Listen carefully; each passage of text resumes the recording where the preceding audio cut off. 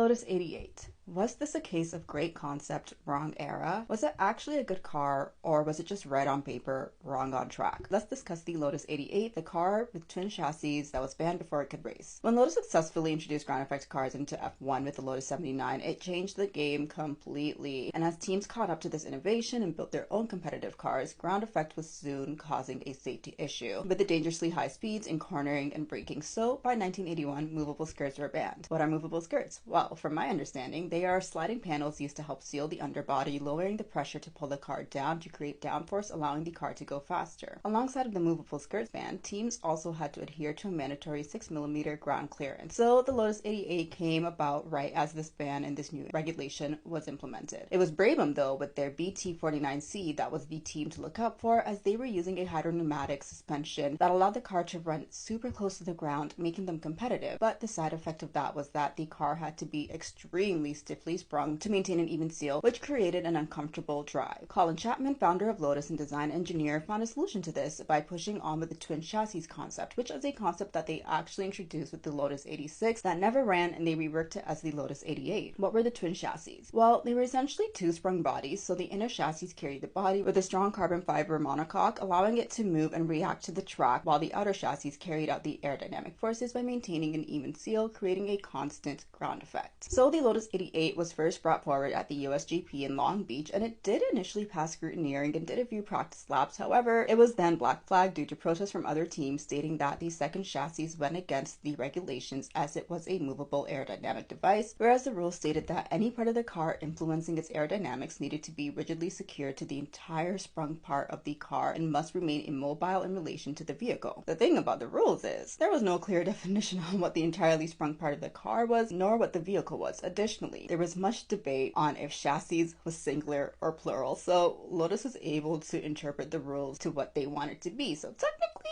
they were within the rules depending on how you interpret those things. After Long Beach, they then brought the car to Brazil, and more protests ensued. Then they went to Argentina, where the car didn't even pass scrutineering. Colin Chapman did what any team owner would do, and he protested the protest, stating that the car was legal, but overall the FIA did end up completely banning the Lotus 88, stating that it was breaking the rules and that if the Lotus 88 entered the British Grand Prix, Lotus would lose all of their championship points entirely, and that the race itself would not count as a championship race. And the thing about this car is that on paper it was genius, innovation at its finest, and what Formula One is all about. However, we will never know if it was a title-worthy car, as it was banned before it could even race, and that is the story of one of the biggest what-ifs in Formula One history. This was also the first F1 car that was mainly constructed with carbon fiber in large quantity, and this was before the McLaren MP4.